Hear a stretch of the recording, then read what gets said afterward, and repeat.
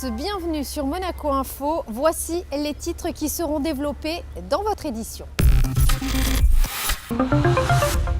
En ouverture de ce journal, nous parlerons du Pacte national pour la transition énergétique et de son premier événement annuel, la projection de plein soleil réalisée par René Clément au Grimaldi Forum.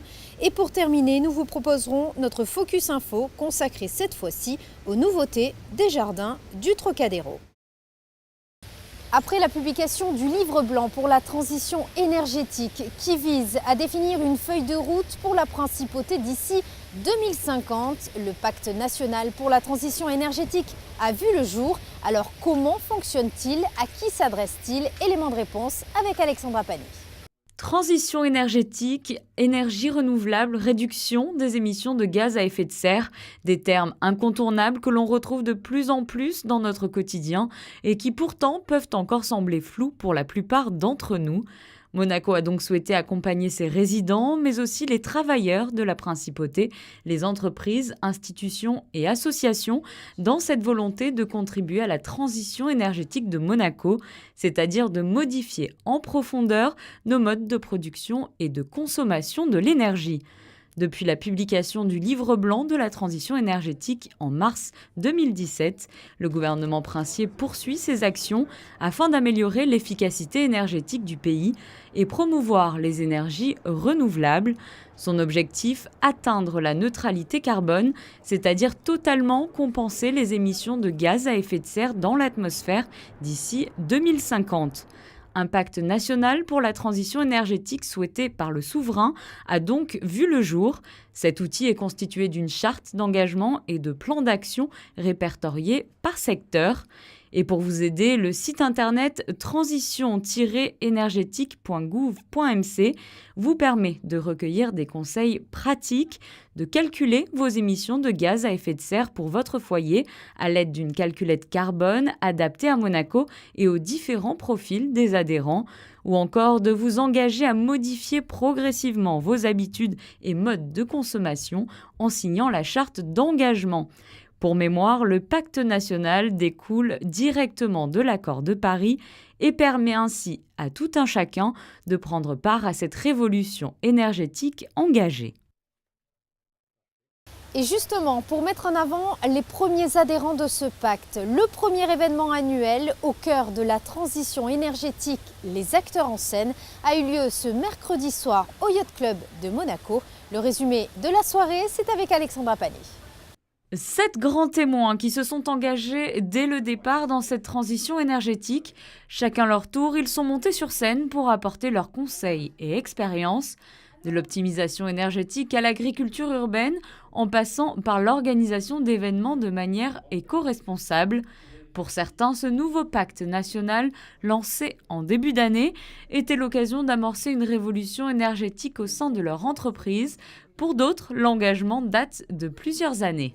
Que ce soit les déchets, que ce soit les réductions d'économie d'énergie, on s'est engouffré dans toutes ces réflexions et on a des résultats qui sont mesurables puisqu'on est quand même audité chaque année dans le cadre de notre certification.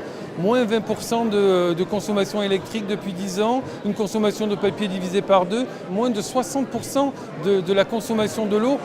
Ça peut paraître énorme, mais ce sont des réflexions sur notre mode de consommation, notre mode de production, notre mode de fonctionnement qui ont permis justement d'atteindre ces résultats et d'être aujourd'hui parmi ces acteurs témoins de la transition énergétique.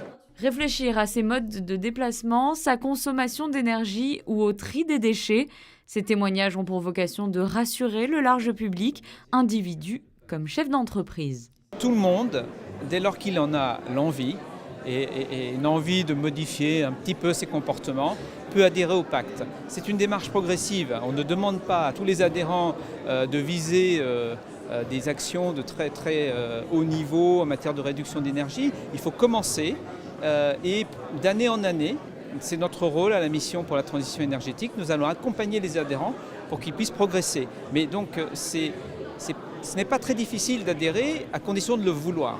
350 adhérents ont déjà sauté le pas. Le gouvernement princier, depuis 1 an, par le biais de la mission pour la transition énergétique, réfléchit lui aussi autour de nouvelles solutions durables, et notamment dans les secteurs de la mobilité, du traitement des déchets et des dépenses énergétiques dans les bâtiments. Comme l'a rappelé le souverain lors de sa conclusion, cette mutation essentielle doit être une prise de conscience à la fois individuelle et collective. Et à l'occasion de la conférence diplomatique qui se tenait sur 2 jours, les ambassadeurs de la principauté en ont profité pour adhérer eux aussi à ce pacte national pour la transition énergétique, comme vous pouvez le voir sur ces images. Et également très bon élève en la matière, Monaco est désormais conforme aux standards internationaux de l'OCDE. En effet, le Forum mondial sur la transparence et les échanges de renseignements à des fins fiscales de l'OCDE a attribué une note globale de conforme qui constitue ainsi une nouvelle reconnaissance sur l'engagement de la principauté dans ce domaine. Les archives audiovisuelles de Monaco vous donnent rendez-vous mardi 17 avril au Grimaldi Forum pour la projection Plein Soleil réalisée par René Clément. Émilie Rousseau a rencontré Vincent Vatrican, le directeur des archives audiovisuelles, qui nous raconte l'histoire de ce film et sa particularité.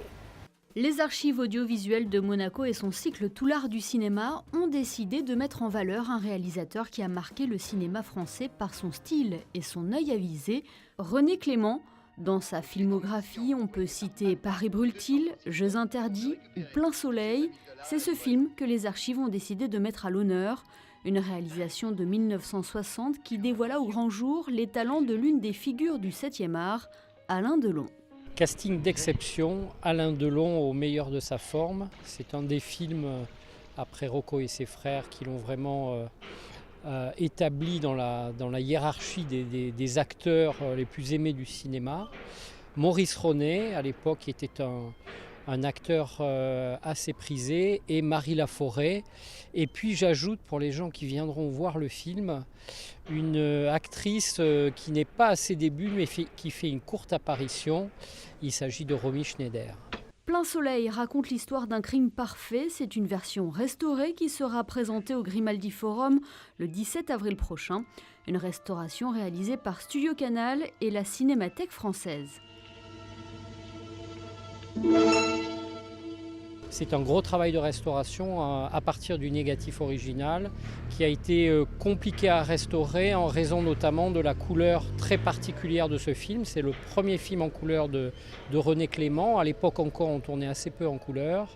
Et donc le chef opérateur, Henri Dequet, a dû retravailler pour essayer de vraiment retrouver toute la nuance, la palette de couleurs d'origine, c'est-à-dire 1960.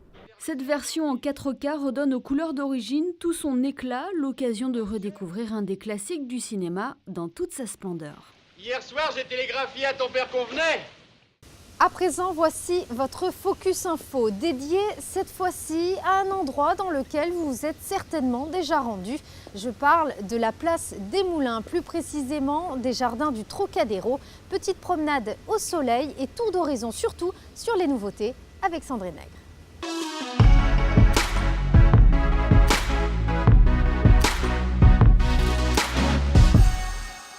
Il constitue un petit havre de paix, une parenthèse verte à quelques mètres à peine du trafic et de la circulation de la place des Moulins. Les jardins du Trocadéro attirent toutes les générations avec le square Marcel Pagnol qui a vécu à Monaco et l'espace de jeu dédié aux enfants entièrement rénové. L'histoire de Monaco et son passé ne sont pas oubliées. La preuve, les références au moulin sont bien présentes. Un moulin qui permettait la réalisation d'une huile d'olive, une ressource très importante pour les habitants ici pendant des siècles. Les missions de l'aménagement urbain, c'est de s'occuper de l'espace urbain. Et donc derrière vous, vous avez une réalisation de ce qu'on peut faire au niveau du service. Donc c'est l'espace d'enfants qui a été rénové cette année, qui a été basé sur la thématique du lieu qui est la place Marcel Pagnol, donc les Moulins. On entretient tous les jeux d'enfants. En principauté, ils sont au nombre de 17. Et donc en fonction des quartiers, on essaie de garder une thématique. Vous l'avez évoqué tout à l'heure, à Fontvieille, île de Cirque. Mais on pourrait évoquer le jeu d'enfants qui se trouve sous la place du Palais, où on a fait une thématique sur un château fort. Il était important aussi, j'imagine, à vos yeux, d'offrir toujours, j'allais dire, du vert avec tous ces arbres. Absolument. Et puis bon, comme vous le savez, donc dans l'émission de notre direction, l'espace vert, c'est notre métier premier. Et donc la thématique du vert était très importante à nos yeux, donc on l'a retrouvée dans l'équipement qui est derrière nous. Un peu plus de 2 mois ont été nécessaires pour achever les travaux qui ont débuté en janvier 2018 et qui ont donc permis d'offrir de nouveaux jeux destinés aux enfants de 2 à 10 ans. Zara, comment tu trouves ce jardin? Très bien. Qu'est-ce qui te plaît en fait ici? Quand même, toutes les chaises. Tu préfères quel jeu? Les chaises pour monter dessus. Moi, c'est la grosse balançoire. Moi, c'est à peu près tout. En fait, moi, c'est un peu près tout en fait aussi. C'est le toboggan. Et tu viens souvent? Oui. Je viens tous les mercredis.